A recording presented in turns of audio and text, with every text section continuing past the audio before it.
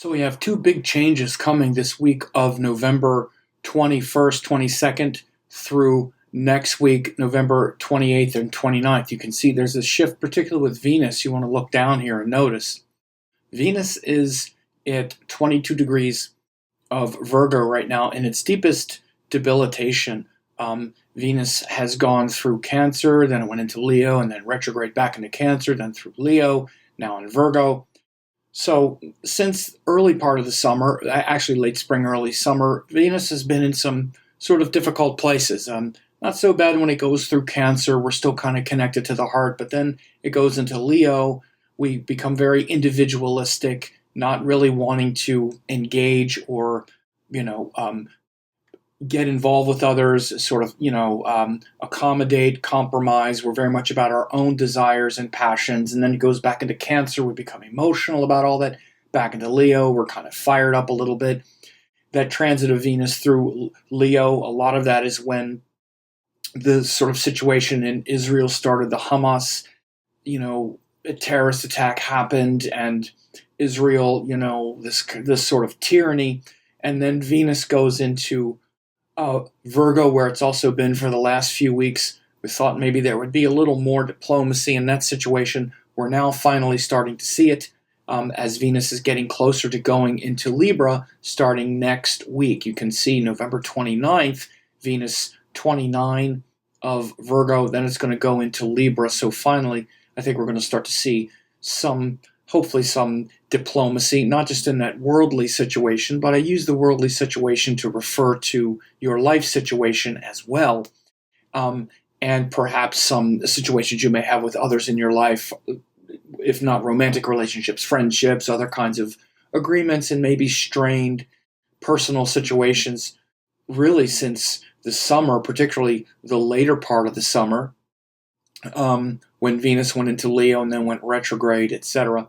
But as I'm recording this now on November 22nd, you can see Venus still has a few degrees here to go. And again, Ketu is 17 seconds of arc. This is the true node position.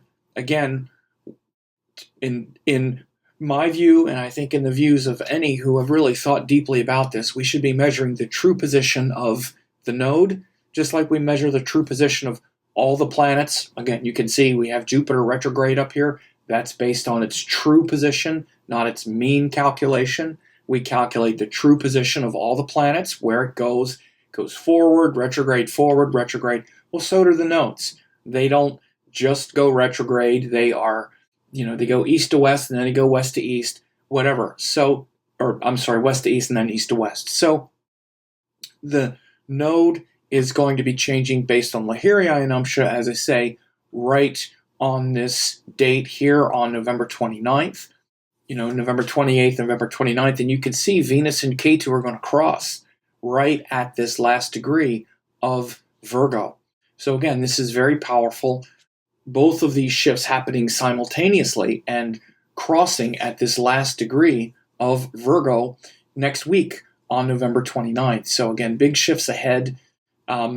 Relative to certain amount of diplomacy, decorum, communication, respecting others more than you respect, maybe being right or being critical. This is one of the things that happens with this Venus in Virgo. We can sit back and just kind of be this critic who is like, no, it's still wrong, and it's still not perfect, and I'm going to nitpick.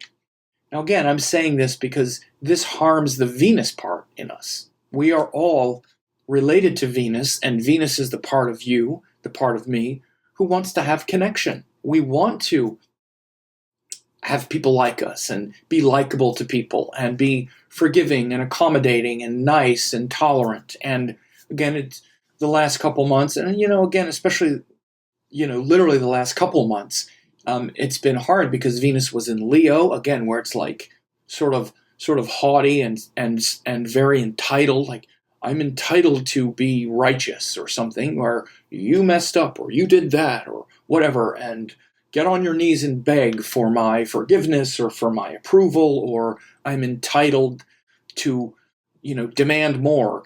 And again, that sort of thing hurts us Again, we might think we're punishing others, and we are, sort of, but we're punishing ourselves because we're the ones who are disconnected from those who we want to like us. We can break these connections, destroy these friendships and relationships, and then it goes from the fire into the pan when it goes into Virgo, and then it's even more kind of locked into this kind of story, this sort of analysis of why, because things aren't perfect, people aren't perfect, and people aren't perfect.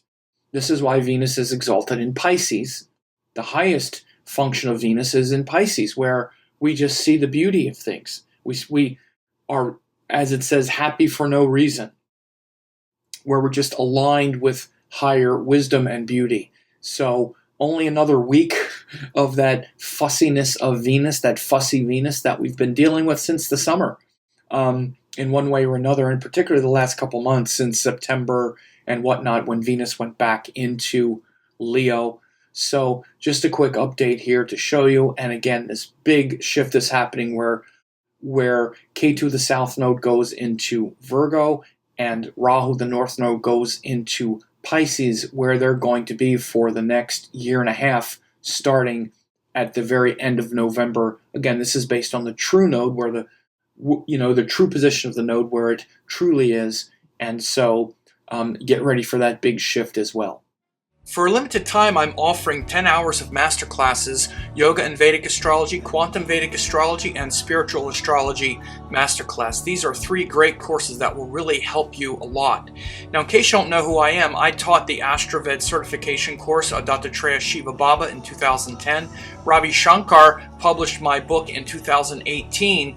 I've been around for decades. I've been teaching these great classes, and if you go to VedicAstrologyEssentials.com, you can get this 90% off discount of these 3 great classes, more than 10 hours, guaranteed value. You can check this out. These 3 classes will give you all the necessary tools to begin to learn Vedic astrology. Please find me on YouTube at Sam Jeppy, Vedic Astrology Teacher. On there since 2007, thousands of hours of classes. Also on Facebook at Astrology Teacher, tons of articles updated regularly, and I'm on Instagram at Vedic Astrology 108, ongoing updates and interaction.